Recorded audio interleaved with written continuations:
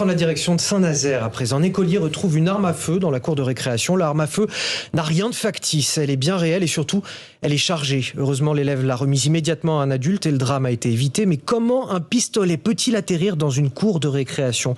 Vous allez l'entendre, il n'y a pas vraiment de hasard. Le reportage est signé Mickaël Chailloux.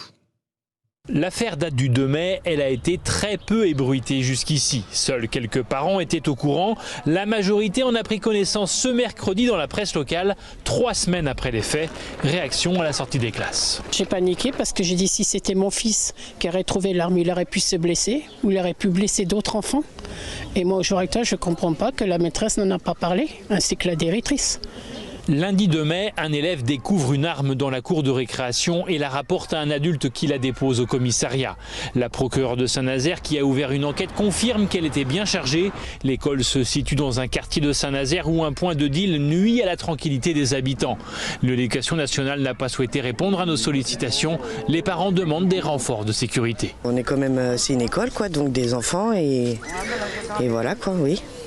La sécurité, elle est pas trop là, quoi. Que quelqu'un de l'école fasse une ronde tous les matins pour voir s'il y a d'autres armes qui sont rejetées ou pas. L'arme aurait pu être lancée dans la cour de l'école à l'occasion d'une descente des forces de l'ordre. La ville de Saint-Nazaire demande des effectifs de police supplémentaires. Aujourd'hui, certains parents envisagent sérieusement de changer leur enfant d'établissement scolaire. Julien Drey, ça mêle plein de sujets. La lutte contre les trafics de... Ça vous fait rire ? C'est la lutte contre les trafics de stupéfiants, la sécurité dans les écoles, les moyens alloués par la police. C'est plus qu'un simple fait divers. Ça, on a la conjonction quand même de certaines problématiques dans certains quartiers. Et on a l'air assez impuissant face à cela. Non, il faut regarder exactement les choses, parce que là, vous focalisez, il y a visiblement une enquête qui va avoir lieu, donc on va voir ce qui s'est passé. On sait qu'il y a du trafic de stupéfiants, on sait qu'il y en a des bandes, on sait qu'il y a des descentes de police, on sait que dans ces descentes de police, des fois, ceux qui sont des caïds se débarrassent des preuves qui peuvent être... voilà, ils l'ont jeté comme ça et ça tombe dans une école maternelle. Et c'est vrai que les parents ont légitimement le droit d'être inquiets par la situation que ce qui en découle. Voilà, bon, c'est pas... Ça a une résonance particulière, évidemment, que ce fait qui est terrible, parce que l'école devrait être un sanctuaire, un lieu protégé, c'est-à-dire pas un lieu qui devrait être exclu de toute violence. Avec ce qui s'est passé aux États-Unis, évidemment que ça résonne de manière un peu particulière, même si les situations sont très différentes. Parce mais effectivement, un enfant aurait pu s'emparer de l'arme et s'amuser à tirer sans réaliser qu'il s'agissait d'une véritable arme. C'est pour ça qu'évidemment, c'est une résonance particulière aujourd'hui, alors que les États-Unis sont en deuil après que ces enfants aient été abattus. Je rappelle juste qu'aux États-Unis, en 10 ans, il y a eu 900 attaques par arme dans des écoles aux États-Unis. Donc on a cette peur-là, évidemment. Mais de manière générale, ce qui se passe, et c'est la raison pour laquelle, sur les questions d'éducation, le ministre a du pain sur la planche, c'est qu'il y a une question de violence au sein des écoles. Il y a évidemment le contexte extérieur, quand il y a des territoires, ce qu'on appelle les territoires perdus de la République, ou les territoires de reconquête républicaine, comme l'avait dit le président, parce que ces écoles sont ancrées dans des territoires. Et puis aussi, il y a ce qu'il y a à l'intérieur des écoles. Et c'est pour ça que moi, je fais pas partie de celles qui a critiqué ou pas critiqué, mais qui faisait le bilan du passé ou des idées défendues par le ministre de l'Éducation nationale, parce qu'on l'attend sur ces sujets-là et pas sur ce qu'il a pu écrire par le passé. Voilà. Enfin là, c'est pas... Julien, attention quand même, c'est pour ça que c'est pas une violence dans l'école. Non, je sais, mais je disais qu'il y a aussi des violences au sein des écoles. Dans une école plutôt calme ou je sais tranquille. Pas ce que si je peux me permettre, Julien Drey, l'adjoint au maire en charge de l'enseignement, Xavier Perrin, explique: on a quelques dealers devant l'école qui polluent la vie des équipes éducatives et des parents d'élèves. Donc il y a effectivement ce phénomène d'une arme qui se retrouve dans la cour de l'école et qui ne devrait pas y être, évidemment. C'est une grave mise en danger des élèves, mais au quotidien, ils sont déjà pollués par la présence de ces dealers autour de l'école. Mais la violence, elle vient pas de l'école. Non, elle vient pas de l'école. En fait, pour moi, il y a deux choses dans cette affaire. La violence, elle vient pas de l'école, donc il faut faire attention, parce que l'école, elle va déjà pas bien. C'est pas non plus la peine de la charger de tous les maux de la société en disant, en plus maintenant, etc. Alors, ça veut pas dire qu'il n'y a pas des armes dans un certain nombre d'établissements scolaires, dans un certain nombre de quartiers, mais pas dans tous les quartiers. Et on n'est pas amené à avoir une généralisation de cette situation partout. Voilà. Après, il y a des points de trafic de stupéfiants, et tout le problème qui est posé aujourd'hui, c'est la manière dont on lutte contre ces bandes, contre ces trafics, et avec efficacité ou pas, d'ailleurs. Raphaël Steinville, on a des parents qui disent qu'ils veulent changer leurs enfants d'établissement. Ça, je serais incapable, je ne connais pas la situation. En revanche, il y a deux choses qui m'interpellent. La première, c'est le fait qu'il aura fallu attendre finalement 3 semaines pour que ses parents soient mis au courant de la présence d'une arme au sein de cet établissement scolaire et même de la médiatisation finalement de cet événement, sachant que aujourd'hui ça a une résonance particulière parce qu'il y a les États-Unis, parce que plein de choses, mais c'était il y a 3 semaines et on ne l'apprend qu'aujourd'hui. Ça, c'est la première chose. Et la deuxième chose, c'est que c'est vrai qu'on s'aperçoit de plus en plus d'une concomitance ou d'un point de vue géographique comme si les lieux de deal s'installaient progressivement à proximité d'écoles, d'établissements scolaires, comme pour se préserver, se protéger ou utiliser, instrumentaliser des institutions dont Jeannette Bougrave disait que c'était des sanctuaires.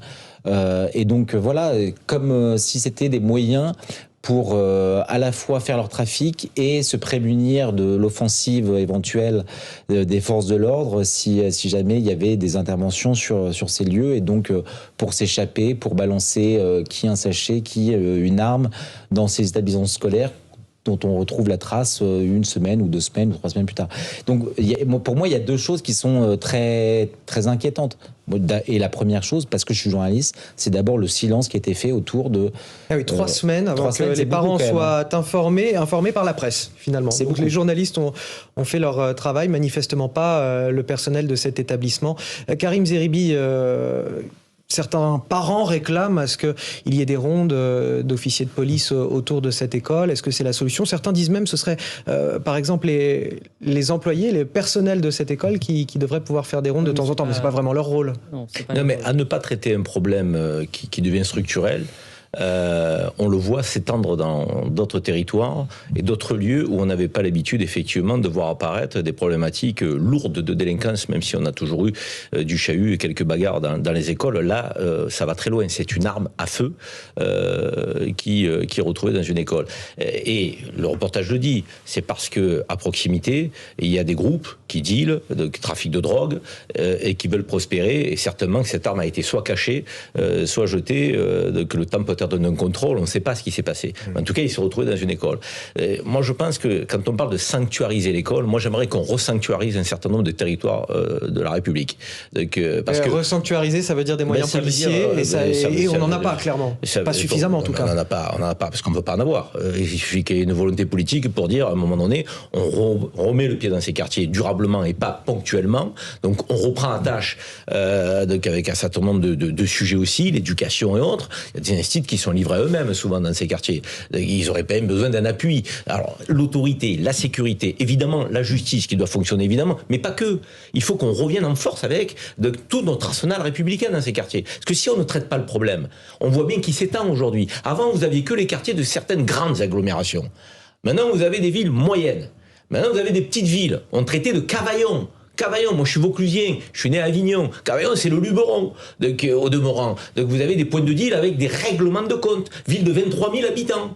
Rendez-vous compte, ça paraissait inconcevable il y a quelques décennies encore. Donc aujourd'hui, on voit bien qu'il grappille du terrain. Donc, et si on ne traite pas le problème, on met un policier devant chaque école. On met un policier devant chaque école. Mais un policier, on met en place un mode opératoire qui fait qu'on ne laisse pas prospérer le deal. Quand vous avez des guetteurs à l'entrée qui vous demandent vos papiers d'identité à 15 ou 16 ans, vous trouvez ça normal ? Et vous trouvez que la réponse c'est de dire on ne peut pas mettre un policier dans l'archive-citoyen ? C'est quand même pas satisfaisant. Je sais pas, je pense que quand on est parent et qu'on scolarise son enfant dans cette école, on peut se demander s'il ne faut pas mettre un policier de l'entrée de l'école. Encore une fois, la problématique de cette école, voyons un peu au-delà, parce que c'est les points de deal qui ont amené cette arme dans l'école. Ça veut dire qu'il faut reprendre le mal à la racine. Il faut qu'on lutte fermement et qu'on reprenne pied dans ces quartiers. Moi, je suis pour un retour des commissariats, de la police, des services publics. Il faut qu'on reprenne. Si on n'occupe pas ces quartiers, donc avec nos institutions républicaines, la nature a horreur du vide.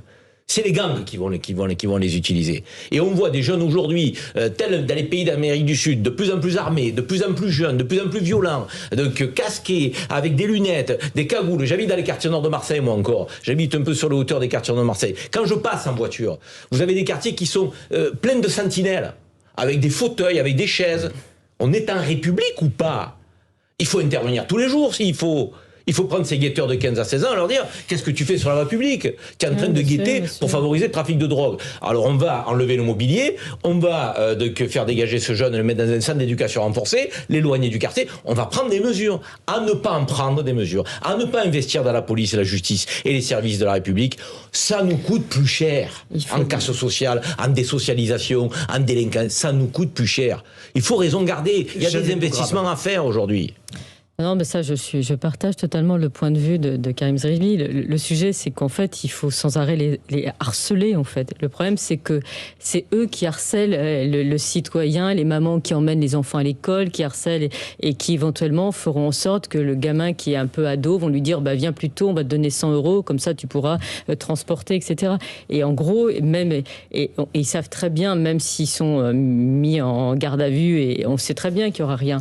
Mais quand vous désorganisez un trafic, c'est terrible. Au moins, vous le déplacez un peu, voilà. Et vous faites en sorte que devant cette école, il n'y aura plus.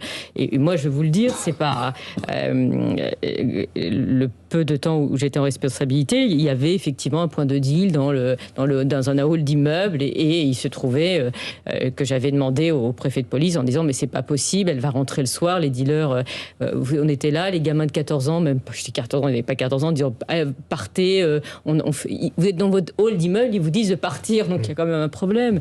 Et j'appelle le préfet de police et il me dit écoutez, Madame la ministre, il m'a sorti tout un nom de personnes qui avaient été relâchées après avoir été arrêtées. Mais il n'empêche qu'ils sont venus, ils les ont chassés. En gros, c'est ça qu'ils ont fait. Ils se sont installés plus loin, mais ils n'étaient plus dans le hall d'immeuble. Voilà. 18h29, c'est l'heure du rappel de l'actualité dans Punchline.